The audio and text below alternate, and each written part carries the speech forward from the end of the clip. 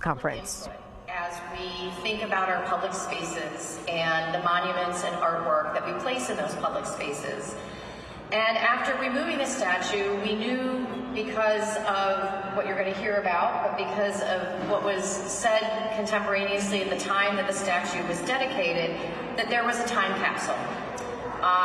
And so we thought that the time capsule, it said it was at the base of the statue, and the question is, what was the base of that statue? Because it had a wide, round, circular base that had a smaller circular base that then had a tall pedestal that then had the statue on top.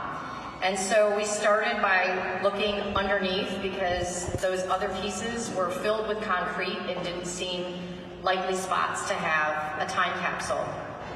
And I was here, we dug and there was a lot of concrete, and ultimately I left at around noontime to go to another event, thinking that the time capsule must be in the pedestal, it must be somewhere else, but it certainly wasn't in the ground. But I'm standing with some folks who were not going to give up. They needed to remove the concrete anyway, and they really, really believed that this time capsule was somewhere to be found. And so I want to thank Jeff Hunt, Mike Carey, Jose Fabian, Haywanda Watson, Terrence McKinney, Jerome Willingham, John Jones, and Oliver Kent for their amazing, amazing work in ensuring that once they realized that they had found this time capsule, that we were able to remove it, because it was actually stuck in place. It had been damaged and dented in on the top, and we knew it was full of these artifacts from a time when the statue was originally dedicated, and we also knew it was going to rain. So they worked very quickly and fiercely to get the artifacts out of this time capsule into safekeeping. And they've been locked away for several days as we awaited the representatives from the Albany Institute of History and Art to come and help advise us about what we should do with these artifacts, what we actually had here. And yesterday, they joined me, and we knew, because we had pulled it out, that there was a deed of gift of box and contents, which to me was the first place to start. I didn't know who these contents were going to belong to, but I knew that there was a deed in here. And so we very carefully pulled that out, and with the help of some steam, got the envelope open. And I have here in my hands the deed of gift of the artifacts that were found in this box. And it says, "This box and its contents are hereby given to the mayor or chief executive officer of the city of Albany, New York, to be placed by him," how cute, "in the custody of a historical society of the city of Albany, which in his judgment shall be best fitted to use and preserve the same." And it is signed by the benefactor, Mr. Hawley, who created this incredible monument and donated it in the honor of his wife, and it is signed by a notary public. So this is among the documents that we are going to be transferring to the Albany Institute of History and Art, a preeminent museum, one of the oldest museums in the country, and a museum that is truly known for its collection that is of national and international significance, and also the incredible collection that it has of regional artifacts here from the city of Albany and from the capital region. And so I'm joined by the interim director, Douglas McCombs, of the Albany Institute, as well as the director emeritus, Tamis Groff, and Diane Suchak from the Albany Institute. And as directed by Mr. Hawley's deed, I am announcing that we have entered into a memorandum of understanding. The Albany Institute of History and Art is going to take possession of the artifacts for now, and we presume that this is where they will be housed permanently. But for now, the job at hand is to catalog them and determine how best to preserve them and to get an understanding of the significance of what is here. So while most of the items are wrapped and they're going to be opened by the Albany Institute, we didn't want to unseal envelopes. We wanted to be very cautious. There are a few items that we can show off today. One is an American flag that has 48 stars on it, which would have been appropriate for the times. We also have a full 10-volume set of the Annals of Albany, something that was much looked forward to because we did know, we believed that the entire 10-volume set had been placed in the time capsule. There's also an atlas here from Albany from 1876. Now, this atlas does exist in other places, but this is a full color copy of the atlas. And the quaint thing about atlases back in the day is that it lists the name of every owner of every property that is depicted in the atlas. There are also some bicentennial coins and a couple of other coins that Diane's going to talk about. And so these are just a few of the many items that were left for us to visit at a time when this statue clearly was put in place. It was anticipated that it would not always be there and that there was a time capsule left for us to explore and to treasure, and we are going to treasure it. And so I would like for Diane to say a few words. You have been listening to a news conference from Albany Mayor Kathy Sheehan on taking the next steps to preserve the time capsule found under the former site of the Philip Schuyler statue. The items found inside the time capsule will now go to the Albany Institute of History and Art, as the mayor just said, one of the oldest museums in the country. The statue was removed from outside Albany City Hall Saturday morning. It had been in the same spot for nearly 100 years. That news conference that's happening right now is streaming on our website and Facebook page right now if you want to continue watching. Sabrina Dami will have more on the announcement and a live report in our next half hour.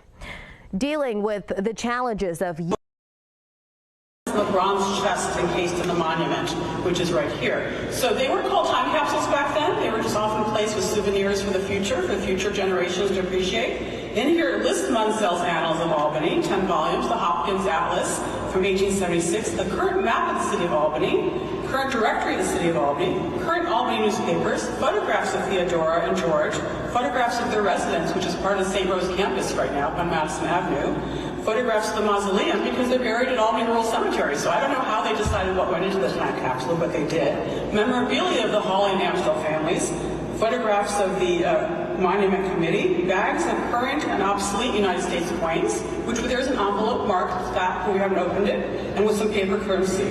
But there's far more that you can tell that went into this amazing box, packed incredibly well than what was listed in the book from 1925. Everything is so beautifully labeled, but again, it's all sealed, sometimes with wax, sometimes with just the gummed envelope. So it's going to take quite a bit of work to open, to photograph each thing, to scan it, to figure out what it is. And one of the things is, these are the kinds of tags they put on a lot of some of the three-dimensional things that are in the boxes. And this is a medal, and we have a number of these in our collection already at the Albany Institute. It's a souvenir of the Hudson Fulton celebration of 1909. So it's a bronze medal. So this was not on the list in the book, but it's actually in the time capsule. So that's what's so fun about this. It's like a little dig through a box, what they consider to be valuables to save for the future. This is one of the medals. There's another medal, two more medals related to the 1886 anniversary of Albany, the 300th anniversary of Albany. So that is also in the box. It's on here at the table. There are a letter from Georgina Schuyler, who's a descendant of Philip Schuyler and Alexander Hamilton. Georgina Schuyler is also involved in the saving of Schuyler Mansion. So there's a book about Schuyler Mansion that she wrote among the contents. there's lots of interesting treasures, so we're so excited. We're going to be really excited to open all this up, to share it with all of you in the next few months or so. Oh yeah, so the date. So this is another, the monument was dedicated on June 14th, which was yesterday, in 1925. So it's 98 years ago that this monument was dedicated. The Albany Institute was among the people on the platform. You can read newspaper articles about every dignitary that was at the dedication. So we are so grateful that we have the Albany Institute here in the city of Albany to help us. As Diane said, there are many, many more things that were in the box that are not really delineated in that list. And it appears that George Hawley invited people to write him letters. It took me a while because as I was looking at it, I'm like, why are all these letters to George Hawley in here? Well, he invited people to write letters to be placed into this box. And so there are letters from all over the state and from a number of very interesting names. I'm obviously not as schooled on our Albany history as our wonderful former Assembly member Jack McEnany, or as Tamis and Diane. They were looking at the return addresses and they were saying, oh yes, as if these people were their neighbors today and they knew who all of them were. But so a lot more to come. There's a lot to be learned from this, and we are just very, very excited to be able to share this with our residents. Again, it's going to take a while to go through these boxes, but there will be an opportunity for us to have a better understanding of what messages and what things that those who placed this box here 98 years ago thought would be important for us to know today. And so with that, we are going to transfer these. Just for those who are wondering, the box on the far end that's full of a bunch of white stuff, that was simply the packing material that we found in there. And when you look at the size of this box, and when you look at what we have here, thankfully I don't have to put it back in the box, because I don't think we could possibly put all this stuff back in the box. It was very efficiently packed. They could show Amazon a thing or two about packing.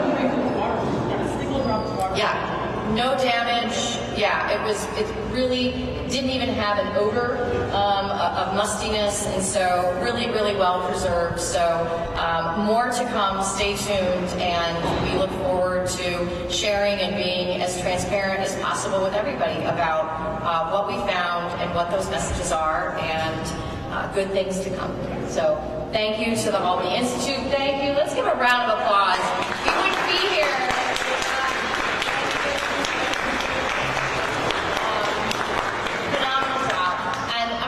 Take questions on topic. Kat, one quick request. Keep it close back on. Take out the letter. As the water flows, we all get nice and tight shot of it. Yes. The deed? The deed, yes. Don't like to put the gloves on and come halfway to hold. Rather than fold it up. Thank you very much. I look like a Smurf in these gloves.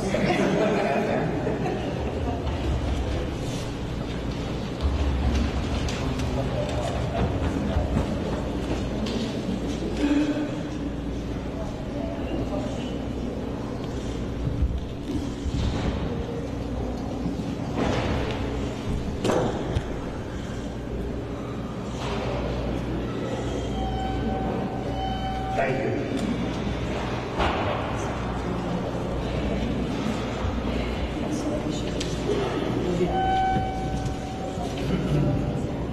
Any other questions? Yes, sir. Mayor Kathy Sheehan from CBS 6. What were the costs to unearth that time capsule, and who incurred those costs? So the time capsule was unearthed by our own DGS employees.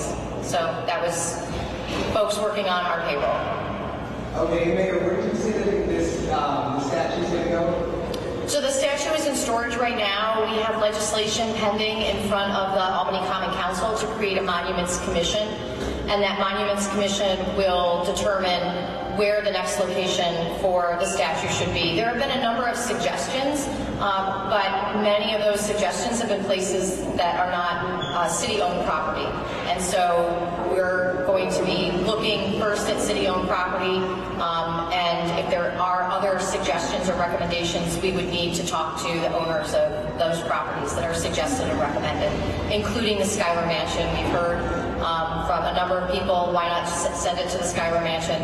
New York State owns the Schuyler Mansion, so I wouldn't want them to plop a monument in my front yard, so we're gonna talk to them as well. That might be a very appropriate place for it, but we would need to talk to the state.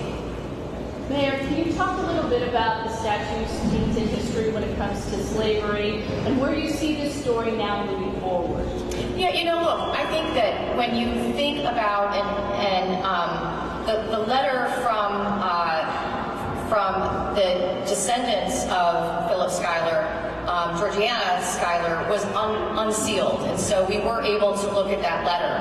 And it's a letter that actually dates to 1923. And she was talking about the history of her ancestor and wanted to make sure that on the base of the statue, it stated that it was Major General Philip Schuyler, not just Philip Schuyler, because there were other Philip Schuylers, right? She wanted to ensure that it was this Philip Schuyler that was properly commemorated. And so he accomplished incredible things and was a war hero. He was somebody who was very involved in the community. And so the challenge, though, is that he also was a person of his time who enslaved people. And what I have said over and over again is that you cannot contextualize the entire story of these great men who accomplished great things. Many of them accomplished great things because they had enslaved people who were able to do their labor for free, right? So to be able to contextualize that, I think, is very important. And you can't do that on a traffic circle. Every day I would look out my office and see people take their lives into their hands just trying to photograph themselves in front of the monument. Even if they were just looking at it as a monument, as a tourist, you have to literally stand in traffic to be able to take a picture of your kids in front of the statue. And so I think we will work to find a place where the entire history can be contextualized, but where our community can still have access to this important part of our city's history. Important for many reasons.